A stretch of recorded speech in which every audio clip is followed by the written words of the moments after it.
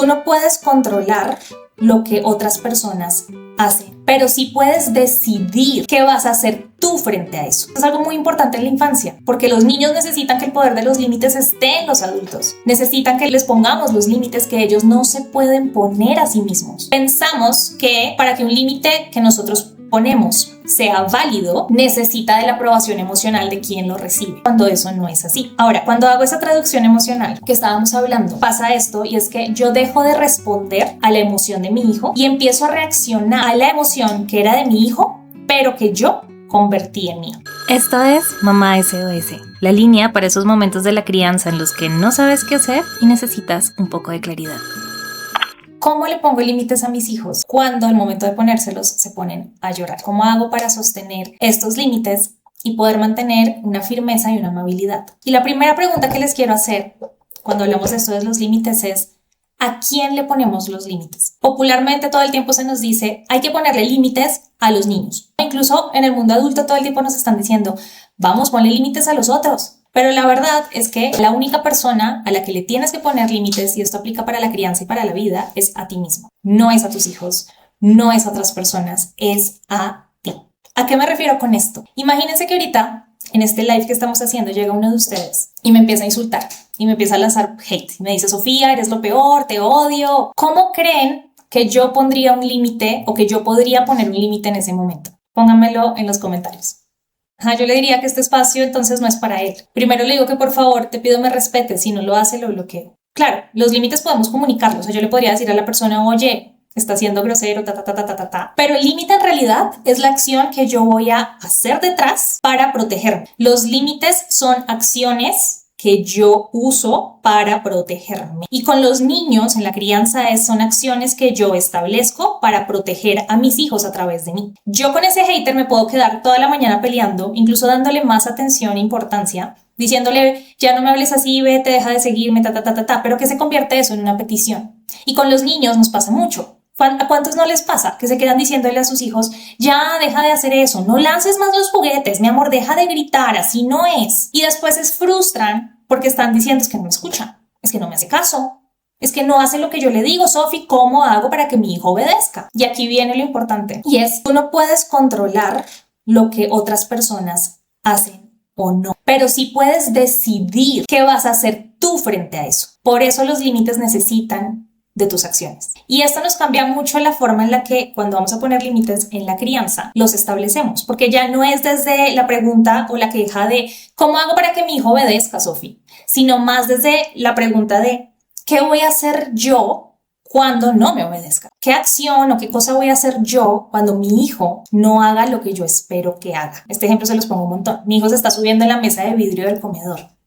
Y ya le dije: Martín, no te puedes subir en la mesa. ¿Cuál sería el siguiente paso? Ir y bajar a Martín de la mesa. Pero ¿qué es lo que tendemos a hacer mucho? Nos quedamos en decirle: Martín, que te bajes, que ya te he dicho 5 veces que ahí no te subas. Martín, que no más. Es que no me escuchas, es que si ves, es que te castigo y es que Cuando a veces simplemente es coger a Martín. Martín, recuerda, la mesa nos podemos subir, no es seguro, te voy a bajar y te bajo. Si es necesario, me pongo entre Martín y la mesa. Si mi hijo está lanzando juguetes porque está enojado, lo que sea, no es solamente decirle: oye, no lances los juguetes, no hagas eso. Es de pronto ir y parar la manito de mi hijo que está lanzando el juguete, retirar el juguete y decirle: no voy a permitir que lances juguetes. Eso es un límite. Y esto es muy importante entenderlo porque tu hijo no puede romper límites que dependen de tus acciones. Y en ese sentido, cuando tus límites vienen acompañados de tus acciones, el poder del límite está en ti, está en el adulto. Y esto es algo muy importante en la infancia, porque los niños necesitan que el poder de los límites esté en los adultos. Necesitan que les pongamos los límites que ellos no se pueden poner a sí mismos. Que quien tiene el control de la situación seas tú como adulto que está encargado de proteger al niño. No sea el niño desde su impulsividad y desde su falta de conocimiento y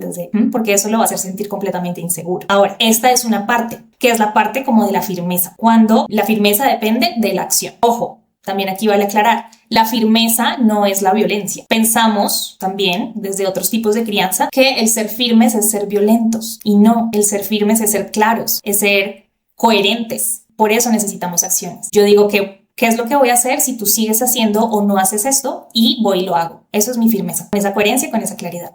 Ahora, también los límites y sobre todo la crianza y las interacciones humanas necesitan de su complemento, que es la amabilidad, que es lo que viene después de que ponemos un límite. Entonces, ya le pusimos el límite a Martín. Martín, no voy a dejar que te subas en la mesa, ven, te voy a bajar, no es seguro. ¿Qué va a hacer Martín? Se va a poner a llorar, ¿cierto?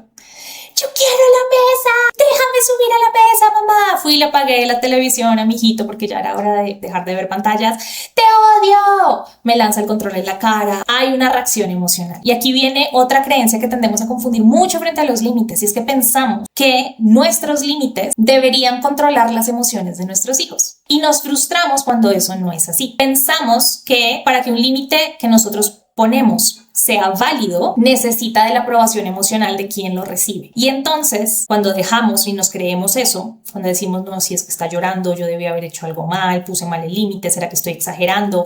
¿Será que lo que sea? Pierdo mi firmeza porque muchas veces eso me va a hacer querer como retractar mi acción. Y ahí caemos en una dinámica que yo llamo como una traducción emocional, que empezamos a confundir las dos cosas.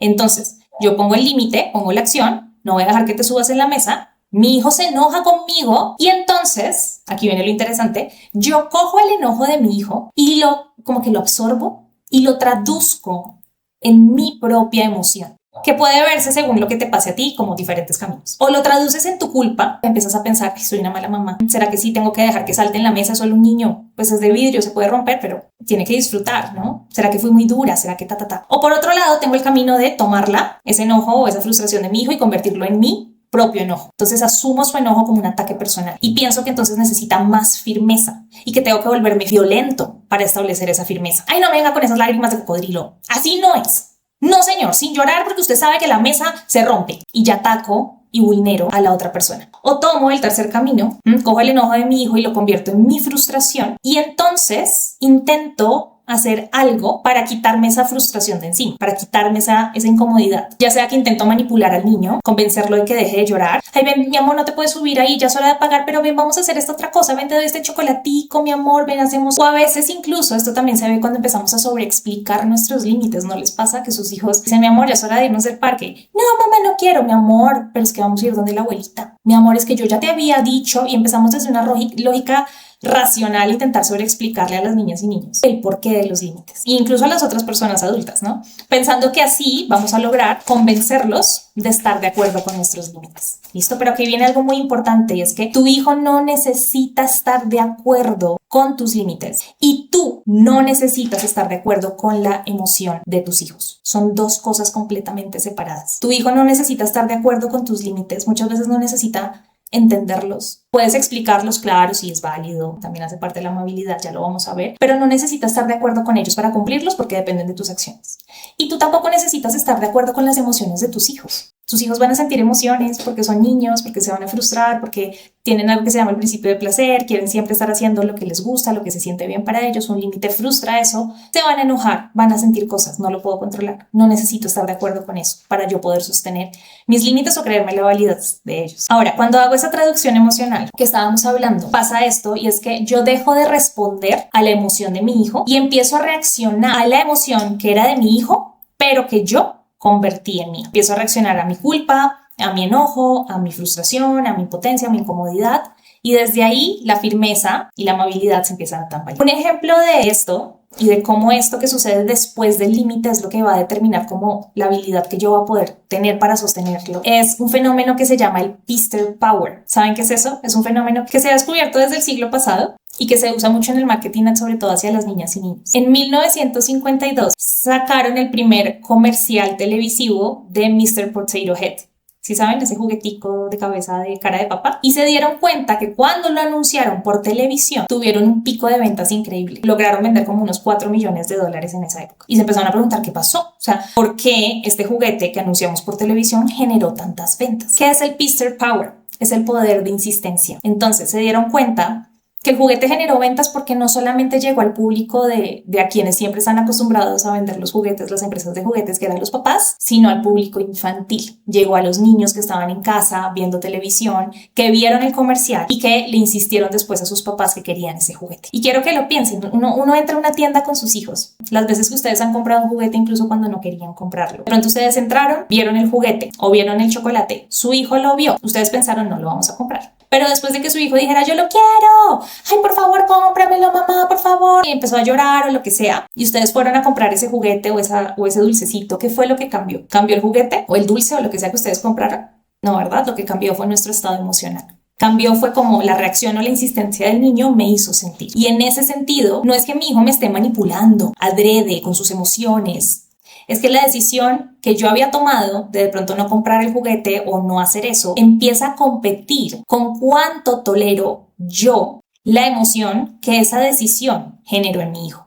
Y entonces la pregunta que quiero que se queden ustedes es, ¿voy a entregarle a esa emoción el poder de decidir qué hago yo? Y no es a mis hijos, es a la emoción que yo traducí de mis hijos.